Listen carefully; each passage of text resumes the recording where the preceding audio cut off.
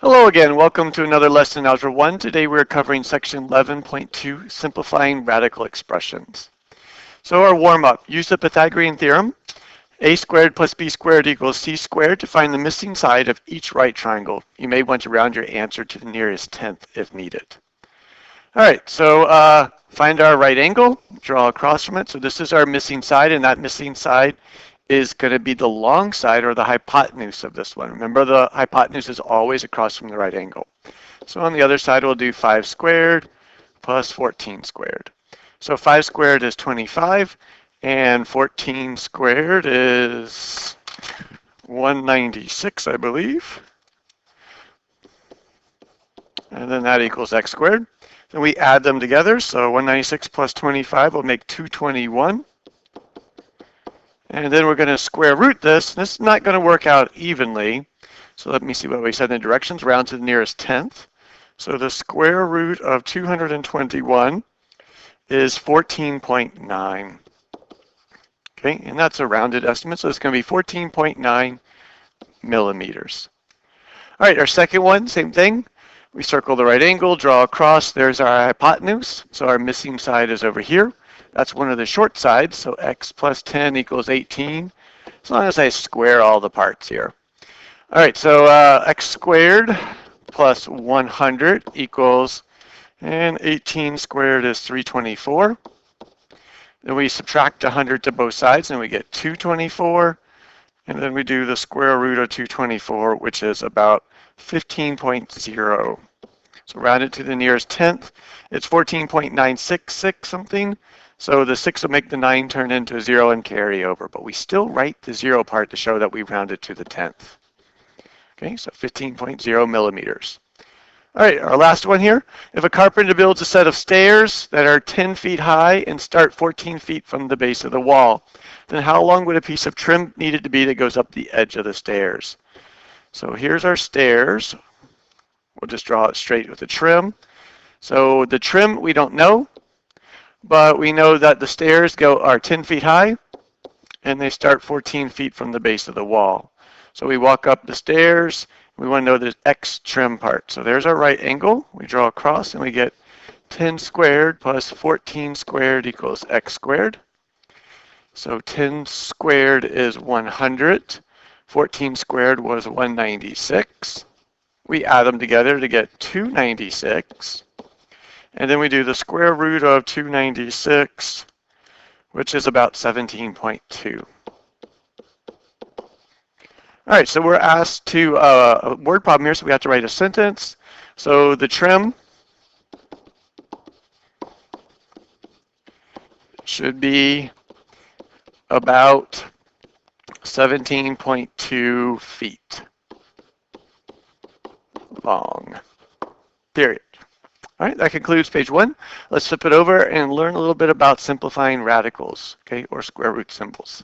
Okay, on our second page, we have a definition here. So the product of a property of radicals. So in words, it says the square root of a product equals the product of the square roots of the factors. So for instance, the square root of a times b is really the square root of a times the square root of b. We can do them separately, as long as a is greater than or equal to 0, okay, a and b are. Okay. Otherwise, we can't do this. So the square root of a negative number, if you try it on your calculator, it's going to say non-real answer. And when you go on to Algebra 2, you learned about non-real numbers. Okay. So here's an example. The square root of 4x. So we can split that into the square root of 4 times the square root of x. And then since the square root of 4 can be worked out evenly to 2, we just write this as 2 times the square root of x. Okay, so our job today is to simplify the square root as much as possible, and whatever can't be simplified, we just leave inside multiplied to it. So for instance, we all know that the square root of 25 is 5, so this would simplify to 5. But what's really happening here, I try to show the whole factor tree, is we have a 5 times 5 in here. So this is the square root of 5 squared. So the square root and the square would cancel each other out, and that's why we get left with 5. So the square root of 48, I'm going to go ahead and make a little tree out of this. Helps us figure out what's going on. So 2 and 24.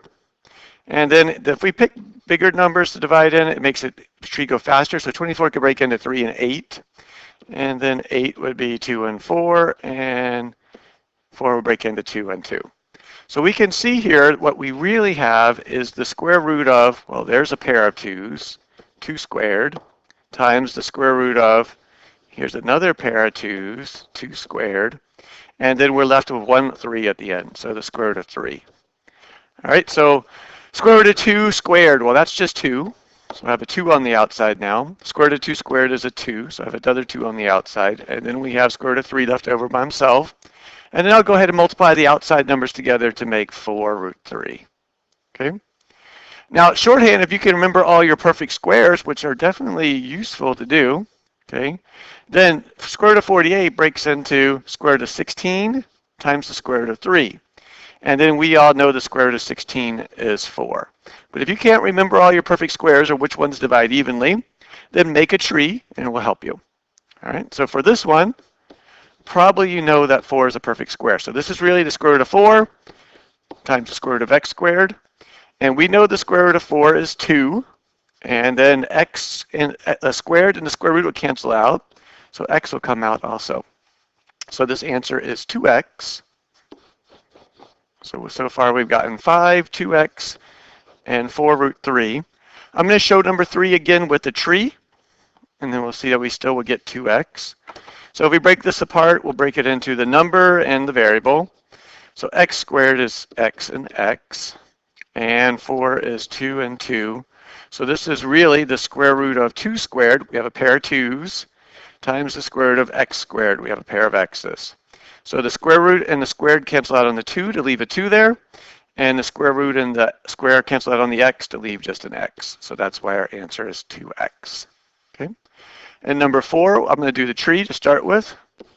So this is 5 times 25, and then 5 times 5. And m to the 5th breaks down, and that breaks down into 5 m's all multiplied together. Okay, 1, 2, 3, 4, 5. So if I work this out and pair them up as much as I can, we'll see how it works. So this will come the square root of 5 squared times the square root of 5. We had a pair of 5's, but we have an extra one here.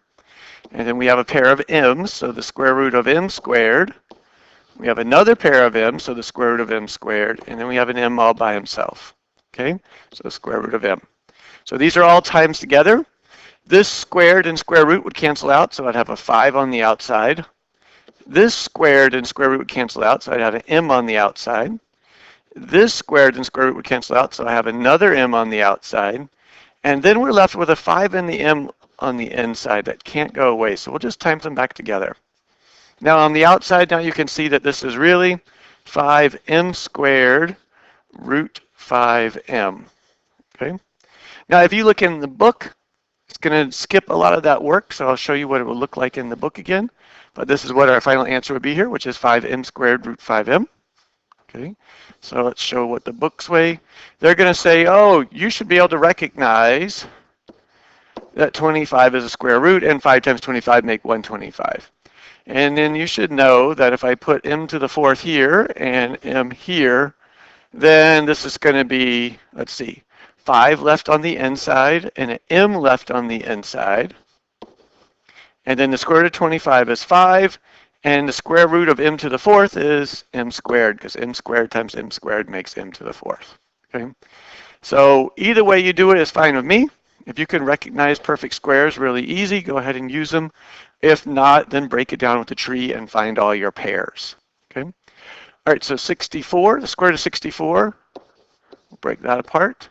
We'll use the book way this time. This will be x to the 4th, because that's x squared times x squared, so we'll break him apart. We'll break apart the y squared separate of one of the y's. So together they made y cubed underneath, but we split them into y squared and y. Okay, and the reason for that is square root of 64 is 8. The square root of x to the 4th is x squared. The square root of y squared is y, and then the square root of y cannot be worked out, so we leave them inside the square root symbol or the radical symbol. Okay? You can still make a tree for that and pair them all up, whichever way you find easiest.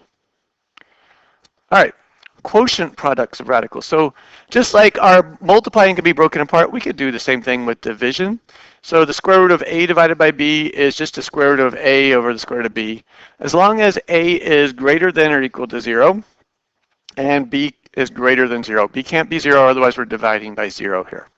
So here's an example. The square root of 16 divided by the square root of 25.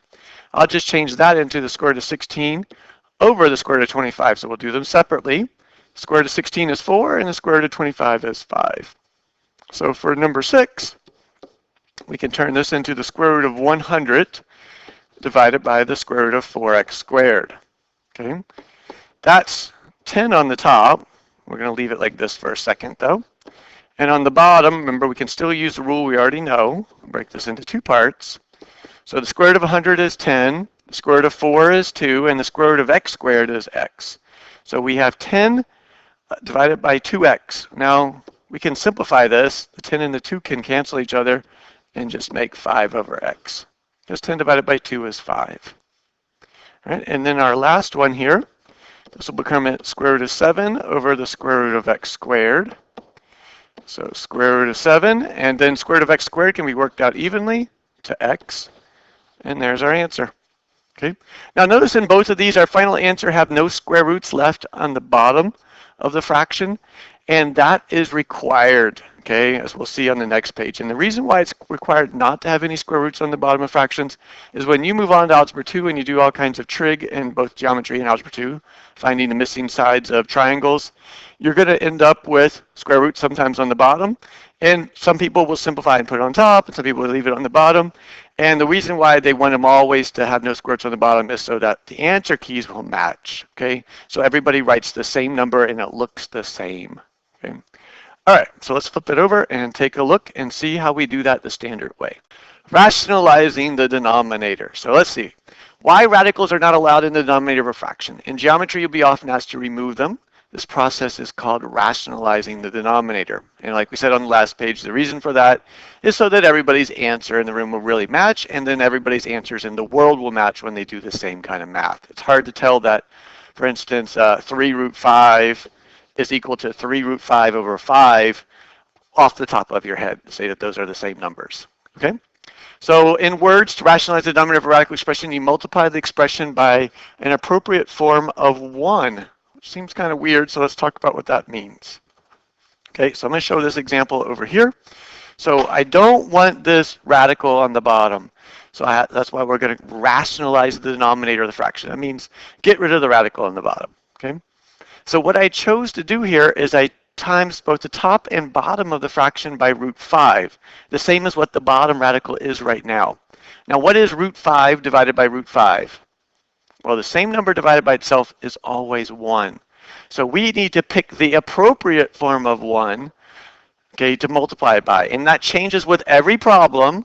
So whatever's on the bottom, we times that same thing, okay, and then we dig the new one to the top here. So we have this one example here. We have 3 root 5. If I times it by root 5 over root 5, I get 3 root 5 on the top. And then root 5 times root 5, okay, well, that's 2 of the same thing, so that's root 5 squared, and square root in the square will cancel out, and we just end up with 5. So that gets rid of the bottom. So what it does is it takes the 5 out of the square root and moves the square root symbol up to the top. All right. So in algebra, this is said the same way. So if you have 1 over root a, you can times both the top and bottom by root a, and you get root a, well, then we work it out as long as a is not 0. So on here, remember, root a over root a in this case is our appropriate form of 1. All right, so I have 2 examples here, and then we'll practice this some more in class next time. So our first example, we have 5 roots over root 7. So I'll just recopy 5 over root 7. And then I'm going to times this by root 7 over root 7.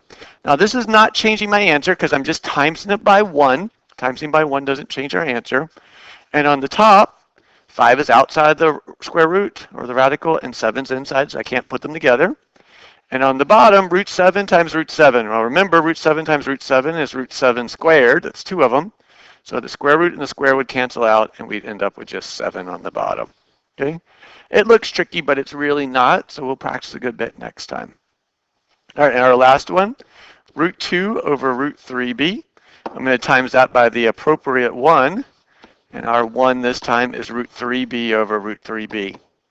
So on the top, none of these match, so 2, 3, and b, there's no pair of anything, so we just put them all together underneath the radical.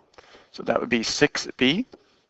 And on the bottom, root 3 times root 3b, well, that's 2 root 3b, so they come out, and now we don't have a radical on the bottom, and that's why it's called rationalizing the denominator. We get rid of the radical sign down there, okay? And remember, radical is just a fancier name for square root. Right, there's a follow-up down here. There are 6 problems. I really suggest you try them on your own first, then check your answers down below, and if you're not getting it right, go back and try to figure out what's going on or rewatch the notes.